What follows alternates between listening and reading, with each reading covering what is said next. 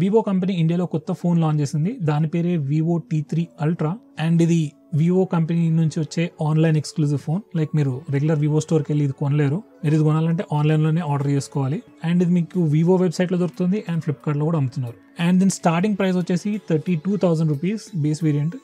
8GB 128GB ర్యామ్తో వస్తుంది and మనకి 3,000 instant discount కూడా ఉంది. ఒకవేళ మీరు ఎక్స్చేంజ్లో తీసుకుంటే ఎక్స్ట్రా 3,000 డిస్కౌంట్ కూడా ఇస్తున్నారు. సో డిస్కౌంట్ తర్వాత మీకు స్టార్టింగ్ ప్రైస్ రఫ్లీ 29,000 అలా స్టార్ట్ అవుతుంది. సో ఫోన్ అయితే ఎలా ఉంది? నాకు ఈ బ్యాక్ ప్యానల్ డిజైన్ చూడగానే ఫస్ట్ గుర్తొచ్చిన ఫోన్ iQOO Z9S. ప్రతిసారి T సిరీస్లో ఫోన్స్ ఏమవుతాయంటే iQOO ఫోన్ లాంచ్ అయిన తర్వాత సేమ్ అదే కాపీతోని డిఫరెంట్ కలర్స్తోని వివో T సిరీస్ ఫోన్స్ వస్తాయి. సో నేను కూడా ఈ T3 Ultra చూసి Z9S ఆల్టర్నేటివ్ అనుకున్నా, కానీ కాదు. Specifications completely different. దానికి దీనికి జమీన్ ఆస్మాన్ ఫరక్ ఉంది. మెయిన్లీ కెమెరా మాడ్యూల్ చూడడానికి Z9S లాగా ఉంది. ఇన్ఫాక్ట్ చెప్పాలంటే ఇది Z9S ని కాపీ కొట్టట్లేదు, వివో V40 కాపీ కొడుతుంది. వివో V40లో ట్రిపుల్ కెమెరా సెటప్ ఉంది. దీంట్లో 2 కెమెరాలు, మూడోది అక్కడ ఏదో డమ్మీ కెమెరా లాగా పెట్టి డిజైన్ సిమిలర్ గా పెట్టారు.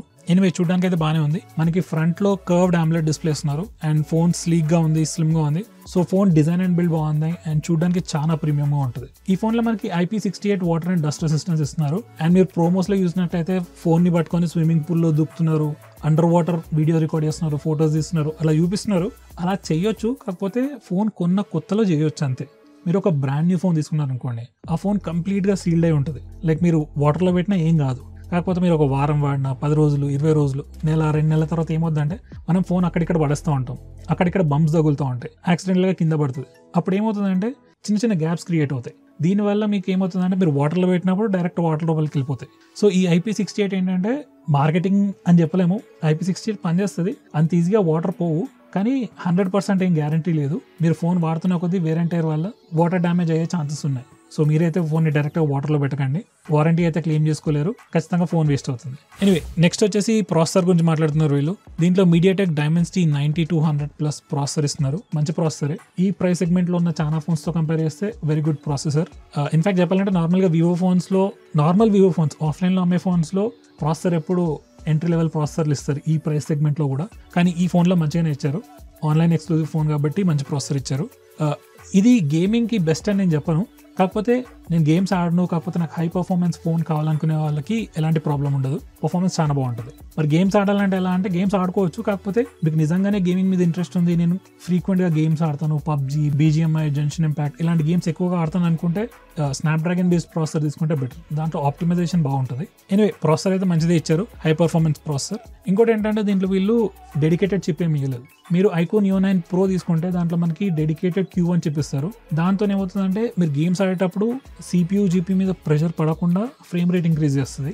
దీంతో మీరు హై గ్రాఫిక్స్ లో ఎక్కువసేపు ఆడగలుగుతారు గేమ్స్. సో ఈ ఫోన్ లో అయితే అలాంటి డెడికేటెడ్ చిప్ అయితే ఏం లేదు. సో గేమింగ్ అయితే ఇది not a good choice, but normal users కి హై పర్ఫార్మెన్స్ ఫోన్ కావాలనుకుంటే తీసుకోవచ్చు. నెక్స్ట్ బ్యాటరీ డిపార్ట్మెంట్ లో 5500 mAh బ్యాటరీ ఇస్తున్నారు. మీకు నార్మల్ యూజర్స్ కి మోర్ దాన్ డే వచ్చేస్తుంది ఈజీగా. మీరు గేమ్స్ ఆడినా, హెవీగా వీడియోస్ అలా చూసినా కానీ బ్యాటరీ లైఫ్ అయితే మీకు ఎంటైర్ డే వస్తుంది. నెక్స్ట్ VC కూలింగ్ సిస్టమ్ వాడుతున్నా అంటున్నారు. సో మీరు గేమ్స్ ఆడినా కానీ, బయట ఎక్కువసేపు యూజ్ చేసినా కానీ ఫోన్ అంత ఈజీగా హీట్ అవ్వదు ఇది ఉండడం వల్ల. నెక్స్ట్ 80 watts ఫాస్ట్ ఛార్జింగ్ ఇస్తున్నారు. వీళ్ళ ఫాస్ట్ ఛార్జింగ్ బాగా పనిచేస్తుంది. లైక్ నేను OnePlus Nord 4 వాడాను, దాంట్లో కూడా మంచి ఛార్జింగ్ స్పీడ్స్ ఉన్నాయి. కాకపోతే నాకు iQOO ఫోన్స్, వివో ఫోన్స్ లో ఉన్నంత విజిబుల్ డిఫరెన్స్ కనిపించలేదు. సో 80 watts ఫాస్ట్ ఛార్జింగ్ కూడా బాగానే ఉంటుంది. బై ద వే దీంట్లో మనకి వైర్లెస్ ఛార్జింగ్ రావట్లేదు. నెక్స్ట్ ఇక డిస్ప్లే విషయానికి వస్తే 3D curved AMOLED display, 1.5K resolution ఉంది దీంట్లో. పీక్ బ్రైట్నెస్ వచ్చేసి 4500 nits. సో ఈ సెగ్మెంట్ లో one of the best displays ఇది. సో మీరు బయట వాడినా కానీ మీకు విజిబిలిటీ చాలా బాగుంటుంది ఫోన్ తోని. చాలా మంది బ్రైట్నెస్ ఇంత ఉంది, బ్రైట్నెస్ అంత ఉందని చెప్తారు. అయితే ఉంటే మంచిదే, కాకపోతే మీరు కాన్స్టెంట్ గా ఎండలో ఉండి అయితే వాడరు కదా. అలా వాడితే ఫోన్ త్వరగా వేడవుతుంది అండ్ బ్యాటరీ కూడా తొందరగా డ్రైన్ అవుతుంది. మీకు ఎంత బ్రైట్నెస్ ఉన్నా నార్మల్ గా 1800 nits, 2000 nits ఉంటే సరిపోతుంది. ఇంకా ఎక్కువ నెట్స్ ఉంటే మనకి సన్లైట్ లో విజిబిలిటీ బాగుంటుంది. అంతేగాని దానివల్ల మరీ ఎక్కువ హ్యూజ్ డిఫరెన్స్ అయితే ఏముండదు, అన్లెస్ మీరు ఆల్మోస్ట్ ఎవ్రీ డే బయటనే వర్క్ చేస్తా అంటే తప్ప అంత హ్యూజ్ డిఫరెన్స్ ఏముండదు. ఎనివే డిస్ప్లే అయితే మంచిదే ఇచ్చారు దీంట్లో. నెక్స్ట్ వచ్చేసి దీంట్లో మనకి 120 Hz స్క్రీన్ రిఫ్రెష్ రేట్ కూడా ఉందంట. అండ్ బ్లూ లైట్ రిడక్షన్ కి కూడా ఏదో SGS సర్టిఫికేషన్ ఉంది. నెక్స్ట్ ఇక కెమెరా డిపార్ట్మెంట్కి వచ్చేసరికి దీంట్లో బ్యాక్ సైడ్ లో 2 కెమెరాస్ ఉన్నాయి. 50 MP primary camera with Sony IMX921 sensor. Next వచ్చేసి 8 MP ultra wide angle camera ఇచ్చారు. దాని కింద డమ్మీ కెమెరానో సెన్సరో తెలియట్లేదు, కాకపోతే దాని గురించి ఏం ఇన్ఫర్మేషన్ అయితే ఇవ్వలేదు. ఫ్రంట్ లో వచ్చేసి మనకి 50 MP కెమెరా ఇచ్చారు. దీంట్లో వాడే ప్రైమరీ సెన్సర్ ఏదైతే ఉందో Sony IMX921 సెన్సర్. మనకి సేమ్ సెన్సర్ వివో V40 లో కూడా చూడొచ్చు అండ్ వేరే ఐక్యూ ఫోన్స్లో కూడా ఉన్నాయి, కాకపోతే అవి ఇండియాలో ఇంకా లాంచ్ అవ్వలేదు. సో సెన్సర్ అయితే మంచిదే, కాకపోతే వివో V40లో జైస్ లెన్సెస్ ప్రాబబ్లీ వాడారు, దీంట్లో నార్మల్ లెన్సెస్ వాడారు. ఎనివే ఈ ప్రైస్ సెగ్మెంట్లో అయితే మీకు front and rear both cameras కూడా చాలా బాగుంటాయి. నెక్స్ట్ దీంట్లో మనం 4K వీడియో రికార్డ్ చేయొచ్చు రేర్ కెమెరాతోని ఎట్ 60 FPS. స్టెబిలైజేషన్ కూడా బాగానే ఉంది వీళ్ళు ఇచ్చిన ప్రివ్యూస్లో. And regular AI features, magic eraser ఇలాంటి ఫీచర్స్ కూడా ఉంటాయంట. సో ఫ్రెండ్స్ ఓవరాల్గా ఫోన్ అయితే చాలా బాగుంది. కాకపోతే మనకి ఇదే ప్రైస్ సెగ్మెంట్లో చాలా ఆల్టర్నేటివ్స్ కూడా ఉన్నాయి. లైక్ OnePlus Nord 4 ఉంది, Realme GT 60 ఉంది, Poco F6, మీరు కావాలనుకుంటే నథింగ్ ఫోన్ 2A కూడా ఉంది, 2A Plus, 2A Pro ఇలాంటి ఫోన్స్ కూడా ఉన్నాయి. Moto H50 Ultra కూడా ఉంది. మీకు ఒకవేళ వైర్లెస్ ఛార్జింగ్ లాంటి ఫీచర్స్ కావాలంటే అది కూడా కన్సిడర్ చేయవచ్చు.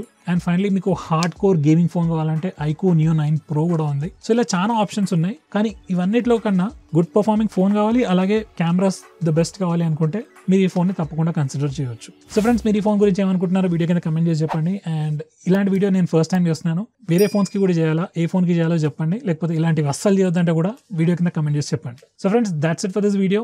Thanks for watching. See you next time.